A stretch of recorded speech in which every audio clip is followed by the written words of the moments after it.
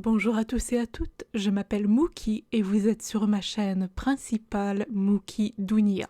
Écoutez, j'avais une autre vidéo prévue cette semaine, une vidéo sur laquelle je procrastine depuis des mois et puisqu'elle a été filmée en septembre dernier, je ne trouve plus le message si pertinent. Alors j'ai décidé de répondre aux attentes du peuple, c'est vous, et de vous présenter une autre leçon de Hindi gagne de chanceux, à savoir je vais probablement revisiter la vidéo que j'ai scrappée cette semaine dans un avenir prochain, mais cette semaine, on a à l'honneur une demande spéciale. Merci à cet utilisateur d'avoir demandé de clore le sujet Devanagari, bien qu'il nous reste encore toujours quelques petits détails à peaufiner dans l'alphabet hindi. Mais aujourd'hui, nous allons voir le Chandrabindu, qui est le point au-dessus de la ligne, le 2 points qui se trouvent à la fin des mots, le cha, le cha, le sa,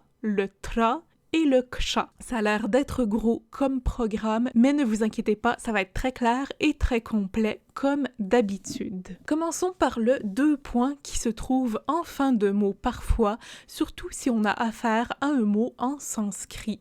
Le 2 points signifie qu'on va aspirer la dernière voyelle comme on ferait pour hum, qui est nous. Voici un exemple que j'ai dû aller chercher dans les tréfonds de ma mémoire, car mes cours de sanskrit remontent à déjà 9 ans. Accrochez-vous bien. Shaiva Sampradayah. Shaiva Sampradayah. Shaiva Sampradayah. Ou en français, shivaïsme. Le shivaïsme est la branche hindoue qui vénère le dieu Shiva comme l'être suprême. Si vous ne le saviez pas, Shiva est l'un des dieux majeurs de l'hindouisme et il fait partie de la trinité hindoue composée de Shiva, Brahma et Vishnu. En hindi, l'emploi du 2 points n'est pas aussi courant qu'en sanskrit, mais pour votre culture générale, sachez que le 2 points en fin de mot est le signe diacritique pour le H ou la voyelle aspirée. Dans le même ordre d'idées, parlons du Chandrabindu, beaucoup plus courant dans la vie de tous les jours. Si vous avez déjà vu le symbole Om ou Aum, vous pouvez voir le Chandrabindu juste ici qui représente dans ce cas-ci le son M. Mais dans l'usage courant, le Chandrabindu indique une nasalité indépendamment de sa place dans le mot. On retrouve donc le symbole au-dessus de Hu, de mais Hu, je suis. Plus simplement, la nasalité est représentée par un point au-dessus d'une lettre au lieu du symbole complet de Chandrabindu, comme on retrouve avec main, je ou kitaben, livre au pluriel. Maintenant que ces mystères ont été élucidés, passons au dernier groupe que j'ai totalement négligé, je m'en excuse, les consonnes sifflantes qui sont au nombre de 4. Sa, cha, cha et ksha. Nous verrons aussi dans ce groupe, bien qu'elle soit à part, la consonne tra. Sa, cha et cha sont uniques en leur genre, dans le sens où le son est similaire, mais leur position orale diffère.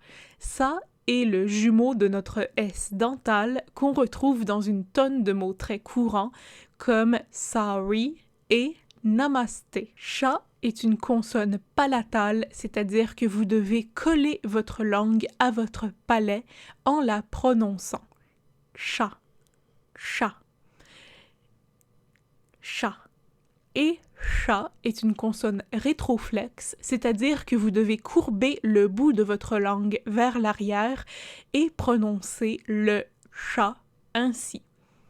Cha, cha. Cha. Voyons quelques exemples ensemble pour bien différencier les deux. Pour le cha palatal, nous avons shuru, shuru, shuru. Un départ, un début. Kahani shuru hota hai, l'histoire commence. Kahani shuru hota hai. Ensuite, shadi, shadi. Shadi, un mariage que vous devez entendre très souvent si vous écoutez beaucoup de films Bollywood. Et shisha, shisha, shisha, un miroir. Enfin, le chat rétroflexe, dhanush, dhanush,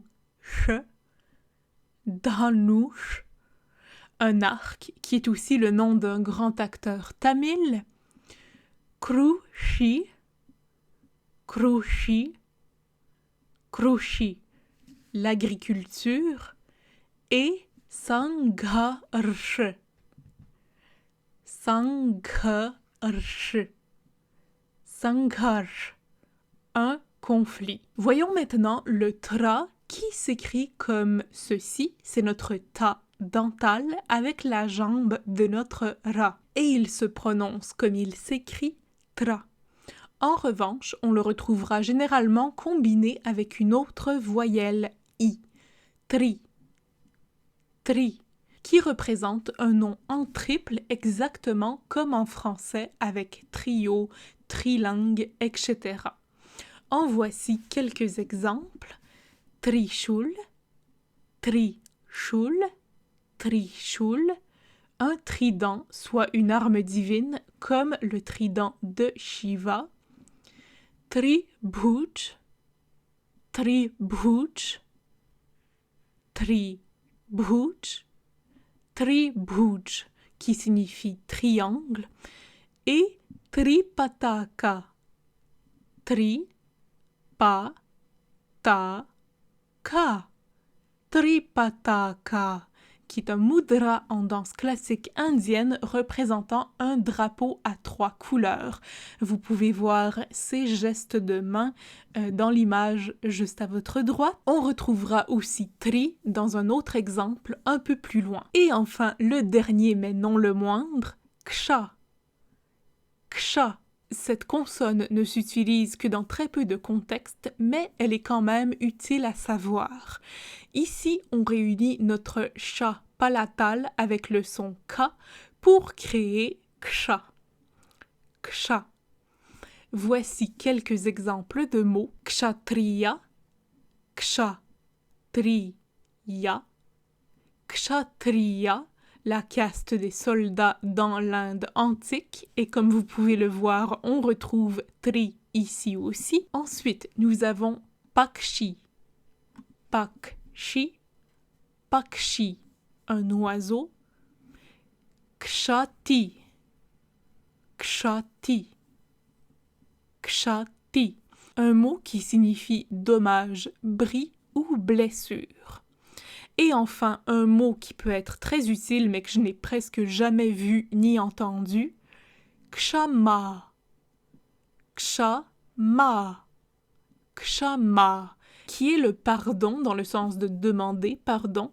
Donc, après avoir fait un kshati, vous devez demander un kshama. Et voilà, c'est tout pour cette leçon. Merci pour vos commentaires et vos demandes spéciales. J'espère que mes leçons vous aident dans votre apprentissage de l'hindi. Et n'oubliez pas de me rejoindre sur Ko-fi pour vous procurer vos aides mémoire et accéder à du contenu exclusif. Sur ce, je m'appelle Mookie et à la prochaine. Pir Milenge!